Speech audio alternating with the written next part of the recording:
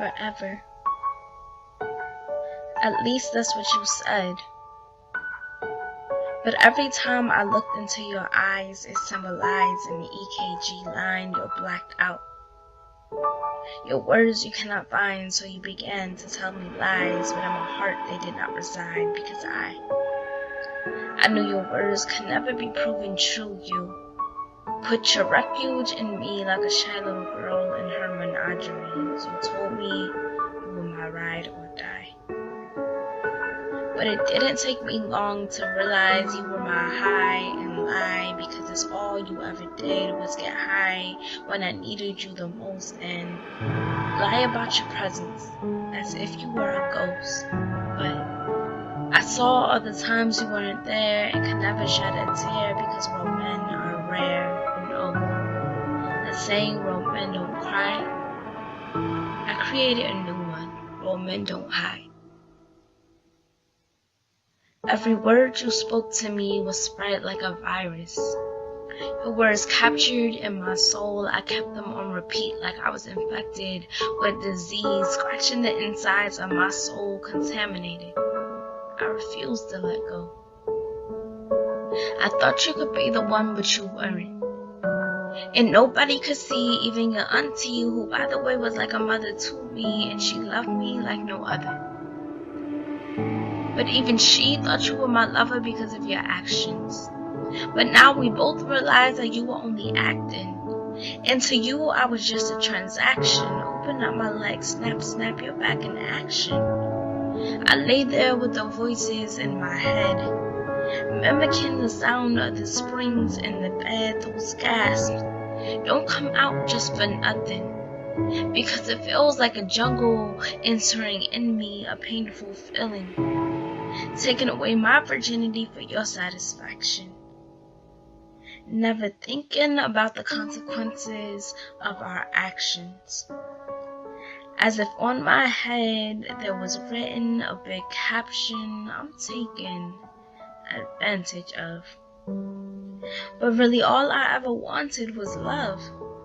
And too many times I heard about the big guy up above that sent his son on earth for my sins.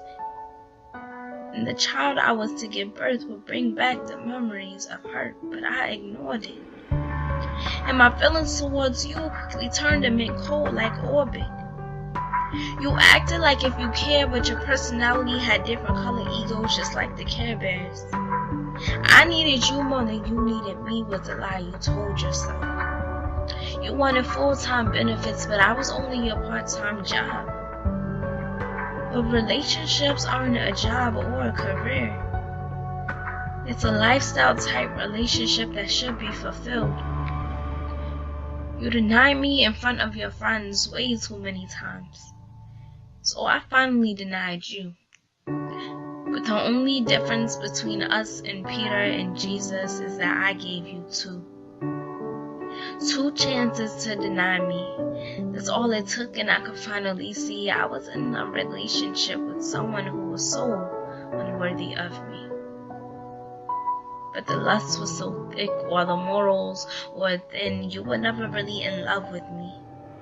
You were in love with the thought of having me in your sheets, referring to me as a lady on the streets, but a freak in the sheets. But even in the streets, you acted like you didn't know me.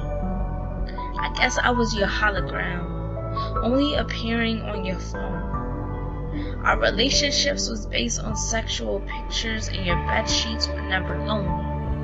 No conversation, only sexual relation, but I never got that ring on my phone asking me how did my day go.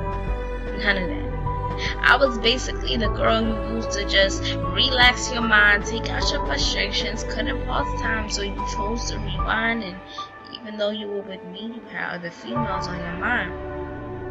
You lie and tell me I'm worth more than a fortune. So why do I feel less than a dime? 1 month, 2 months has gone by. As I start to feel my baby bump rise, the morning sickness I could not hide. I was pregnant by your baby, but too scared to let you know that in my belly a child lies. Abortion was a no-go. And I'm no longer your side hoe. I'm no longer your joke, because I chose God over You see, you were the guy I was feeling, but then there's this guy who created those feelings. I made a choice to choose him and to let you go. It's when I finally got that call I've always longed from you. But instead of a sincere I love you, it was much deeper. As you tell me, girl, I would catch a grenade for you. I laugh. Not because you're funny, but because you're in my past. And on the other hand, that's mad emo, yo. While we're on the phone, I thought I should let you know I'm having a baby and it's starting to show. 4 months, 5 months, I'm halfway there. Church every Sunday, I'm no longer insecure. Having a baby out of wedlock, I no longer feared, because Jesus' crucifixion was a marriage proposal to my ears, and I accepted. So I had a spiritual abortion. God's love sucked out the ungodly things from my soul, and instantly I became whole. No more hurt, no more pain. All of this feels so strange. Always being used to being played like a game, I was always an unsolvable puzzle. Then God came and made me humble.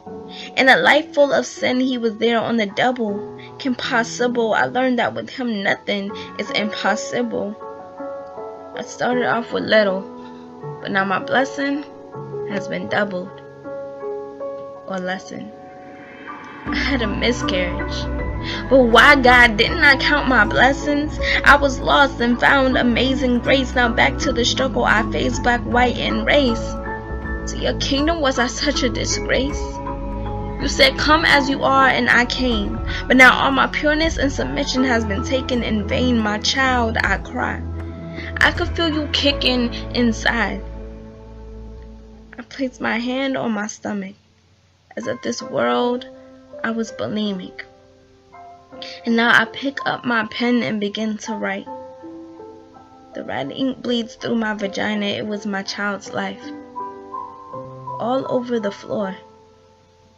I chose to run back to His arms, and back onto my knees I conform, presenting my body as a living sacrifice, holy and acceptable to God, because this was truly my reasonable service.